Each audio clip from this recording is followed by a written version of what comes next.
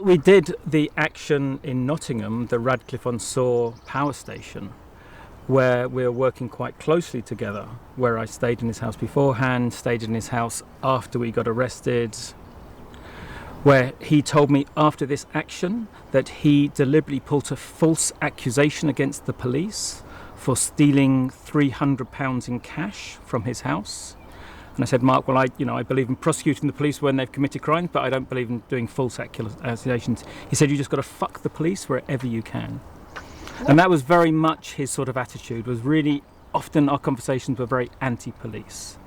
And because he'd known I'd been nearly killed by the police, he's going, you must really hate them and want to get back at them. It's like, well, Mark, I don't like the police, I don't know what they do, but I don't hate them, and I don't spend my life thinking about the police. But a lot of our conversations were around that.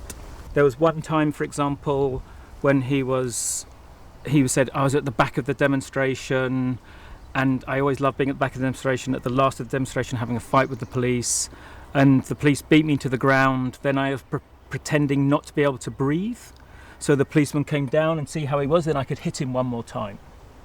So it was that kind of conversation.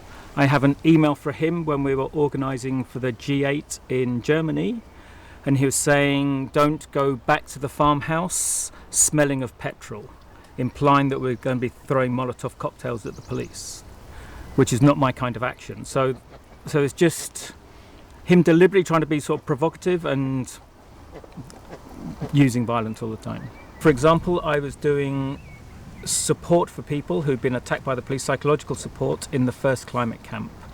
And there he got very badly beaten up by the police. He had his back broken by the police. And I talked to people about him, and he was saying, that moment he went to the police, said, like in the Matrix, saying, come on, do you want some? And he was deliberately provoking them into fighting. So he was endangering other people in that affinity group who were trying to avoid the police. And he was definitely putting them in danger from his behaviour then.